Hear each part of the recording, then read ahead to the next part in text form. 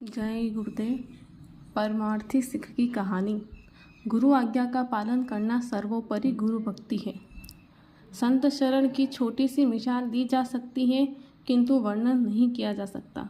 संत सद्गुरु सर्वशक्तिमान होते हैं, इसलिए उनकी शरण में रहकर जीव सब ओर से निर्भय हो जाता है।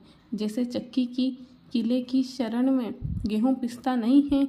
जो संतों को समझते हैं वे ही ईश्वर को समझते हैं, वे सब कुछ जान जाते हैं। इतना ही कहा जा सकता है कि संतों की शरण साक्षात है। आज्ञा का पालन करना आसान नहीं है।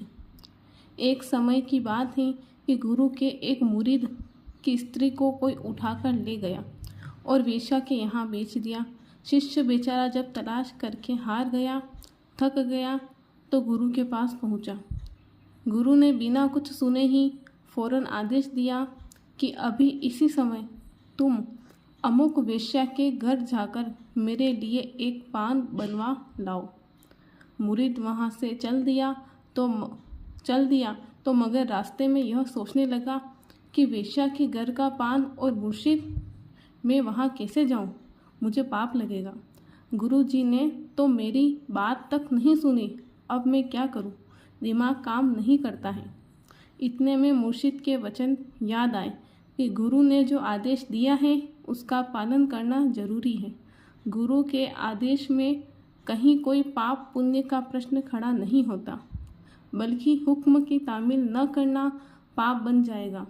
पान बनवा कर ले जाऊं तब अपनी बात कह दूंगा।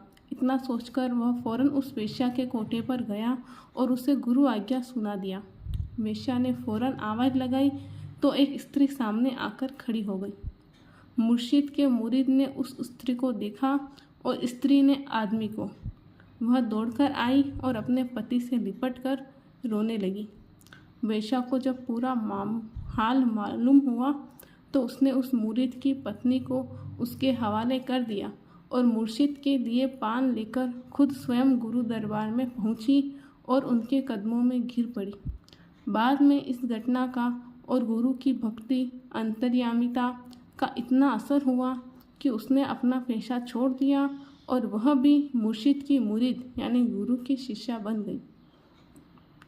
कहने का मतलब यह है कि गुरु को सब कुछ मालूम रहता है, इसलिए वो जो कुछ भी आदेश करते हैं वो जीव के हित में होता है।